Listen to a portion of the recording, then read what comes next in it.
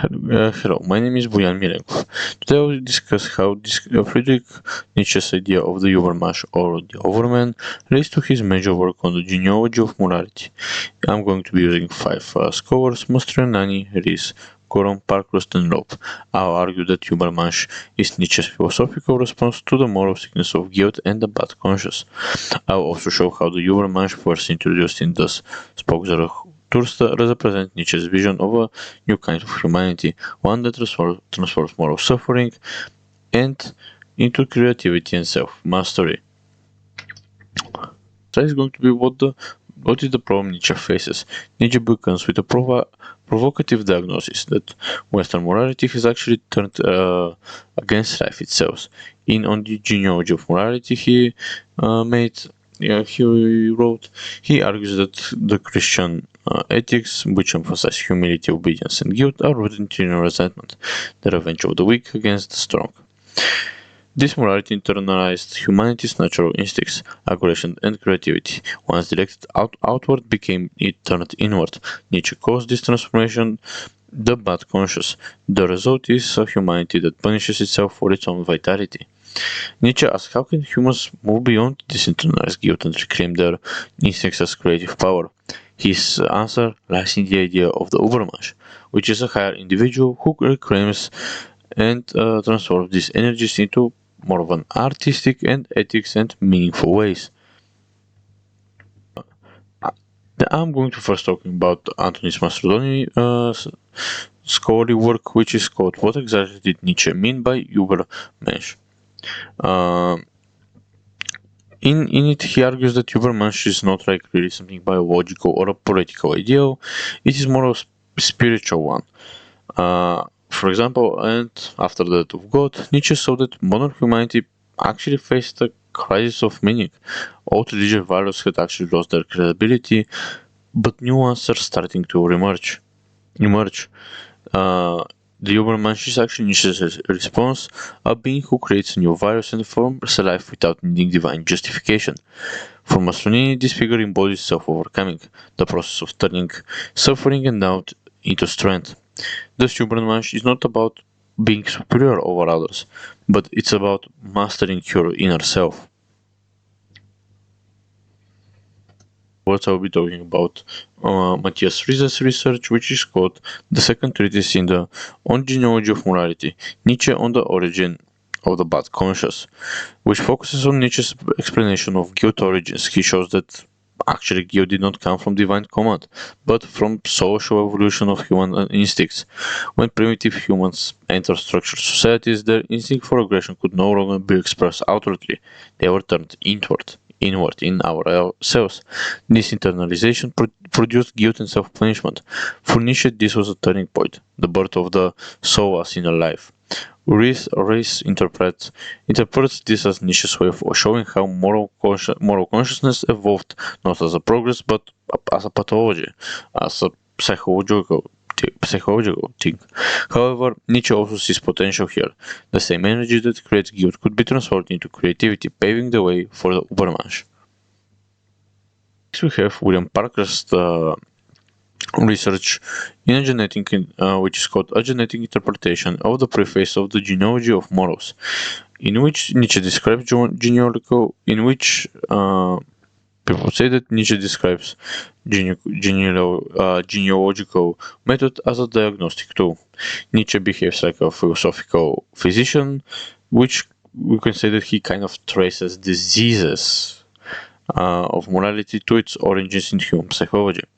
For Parkhurst, the genealogy is kind of a therapy. It explores the historical roots of guilt, pity, and ascetic ideals.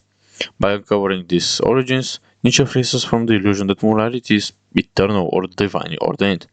This diagnosis is the first step toward, health, freedom, and honestly, to overcoming yourself, which of course defines the Übermensch. Our next study is by Jacob Gorump. In his essay, Can One Really Become a Free Spirit par excellence or an Übermensch, he asks whether the Übermensch is actually something you can achieve.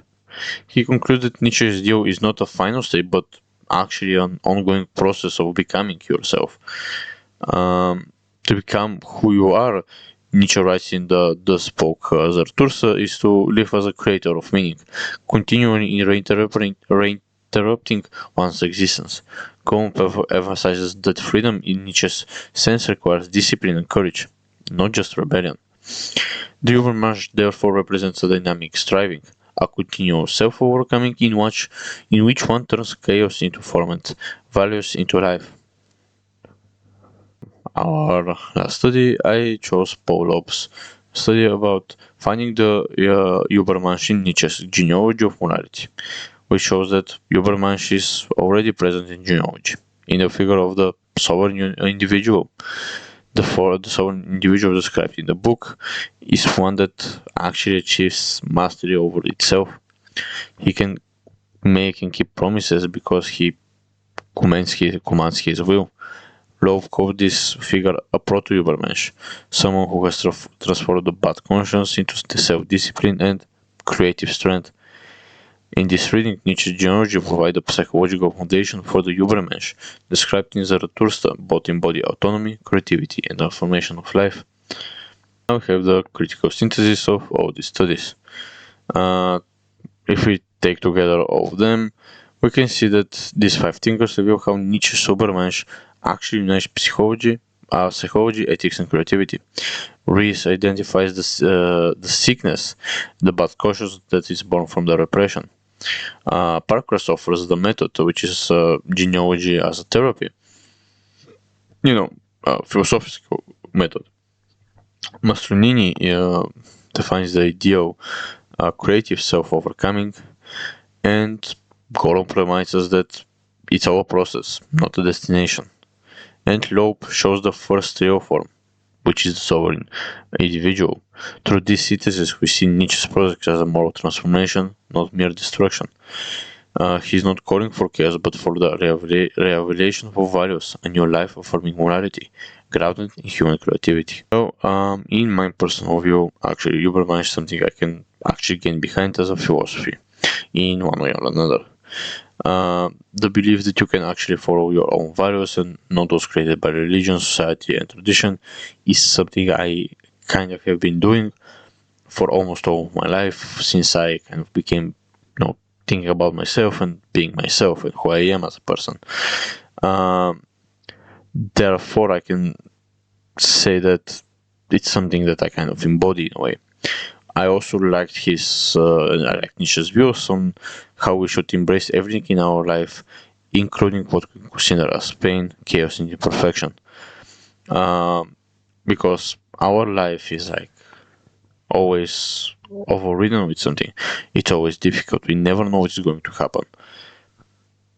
So pain and chaos and imperfection are part of this, and the moment we embrace them, the more we calm and better our life is going to be.